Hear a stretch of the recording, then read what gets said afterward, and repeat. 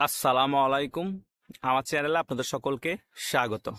অনেকেই বলছে আওয়ামী লীগ ফিরছে, কিন্তু বাস্তবে রাজপথে না, অনলাইনের মধ্যে। আমার কথা হচ্ছে, আওয়ামী লীগ অনলাইনে কখন ছিল না?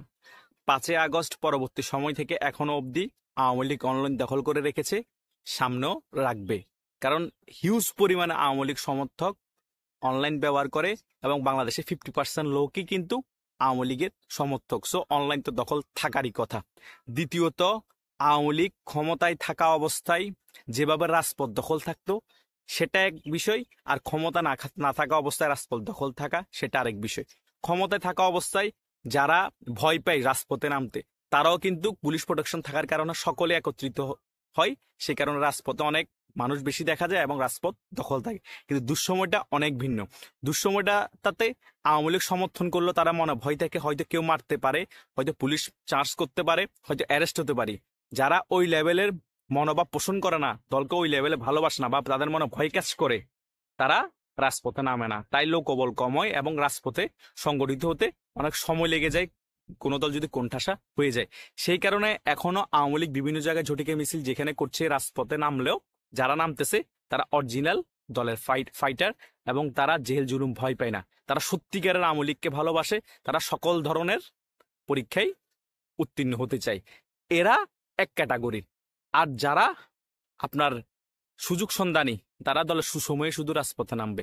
তাদের সাথে আপনি এদের সাথে মিলালে চলবে না। তাই রাজপথ যে আওয়ামী লীগের দখলে নেই সেটা আপনি বলতেই পারেন, কিন্তু রাজপথে যে আওয়ামী লীগ আছে সেটাও আপনি অস্বীকার করতে পারবেন না। এই অবস্থাতে এইরকম রাজপথে নামাটাই হচ্ছে চ্যালেঞ্জের ব্যাপার। তবুও বাংলাদেশ আওয়ামী লীগের কর্মীরা বিভিন্ন জায়গায় জয় বাংলা স্লোগানে মুখরিত করছে, বিভিন্ন জায়গায় ঝটিকা মিছিল করছে, বিভিন্ন জায়গায় বাইক শোডাউন করে জয় বাংলা স্লোগান দিচ্ছে। এর থেকে বড় প্রাপ্তি কি হতে পারে? আস্তে আস্তে করে যখন সকলে এভাবে করে করে মনোবল চাঙ্গ হয়ে যাবে, একসাথে দেখবেন সারা বাংলাদেশে স্ফুলিঙ্গের মতো ফুসে উঠবে। তখন আর কেউ দাবায় রাখতে পারবে না। এই ষড়যন্ত্রমূলক যে আন্দোলনটা হয়েছে, প্রথমে 4জন 5জন 6জন করে কিন্তু তারা রাজপথে নেমেছিল। আস্তে আস্তে করে সারা বাংলাদেশে কিন্তু ছড়িয়ে পড়েছে এই কোটা বিরোধী আন্দোলনটা। এই বাংলাদেশ আওয়ামী লীগের এই ঝটিকা মিছিল এখন দেখতেছেন 4-5 জায়গায় হচ্ছে। আস্তে আস্তে করে সারা বাংলাদেশ 400-500 জায়গায় হবে, আস্তে আস্তে করে 1-2 হাজার জায়গায় হবে। এখন দেখতেছেন 40 থেকে 50 জন মানুষ হচ্ছে এই ঝটিকা মিছিলের মধ্যে। কয়দিন পরে দেখবেন 400 থেকে 500 মানুষ হবে। এরপরে কিছুদিন পরে যখন আরো উজ্জীবিত হয়ে যাবে, তখন দেখবেন 1 থেকে 2 হাজার মানুষ হবে। এভাবে করতে করতে বাড়তে থাকবে, মানুষের অ্যাক্টিভিটিও বাড়বে। আস্তে আস্তে মানুষ সকলেই বাংলাদেশ আওয়ামী লীগের সাথে জড়িত হতে থাকবে।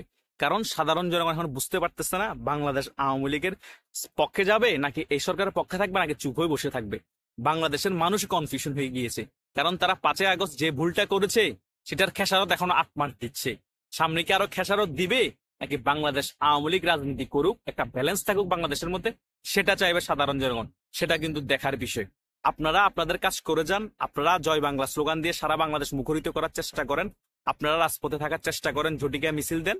দেখবেন আপামার সাধারণ জনগণ আমাদের সাথে একত্রতা ঘোষণা করে তারাও রাজপথে নামবে। তারাও জয় বাংলা স্লোগানে মুখরিত করে এই ডক্টর ইউনূস সরকারকে হটাবে, এবং নির্দলীয় তত্ত্বাবধায়ক সরকার গঠন করে একটি সুষ্ঠু নির্বাচনের প্রক্রিয়া আমাদের বাংলাদেশকে নিয়ে আসবে। সেই প্রক্রিয়ায় সেই নির্বাচনে যেই জিতুক আমাদের কোনো আপত্তি নেই। বিএনপি সংখ্যাগরিষ্ঠতা নিয়ে সরকার গঠন করুক, তাতেও কোনো আপত্তি নেই। কিন্তু যাতে একটা সুষ্ঠু নির্বাচন হয়, বাংলাদেশ আওয়ামী লীগ সুন্দরভাবে অংশগ্রহণ করতে পারে, এবং পিওর এবং যোগ্যতা সম্পন্ন প্রার্থীদের নির্বাচনে অংশগ্রহণ করুক বাংলাদেশ আওয়ামী লীগ, সেটা সকলের আশা আকাঙ্ক্ষা। কারণ বাংলাদেশ আওয়ামী লীগের মধ্যেও কিন্তু ফ্রেশ ইমেজের অনেক লোক আছে, তারা এখনো এমপি হওয়ার যোগ্যতা রাখে। সেটাই আমরা চাই। তাই বাংলাদেশ আওয়ামী লীগের যারা সাধারণ কর্মীরা আছেন, তারা তাদের কার্যক্রম চালিয়ে যান।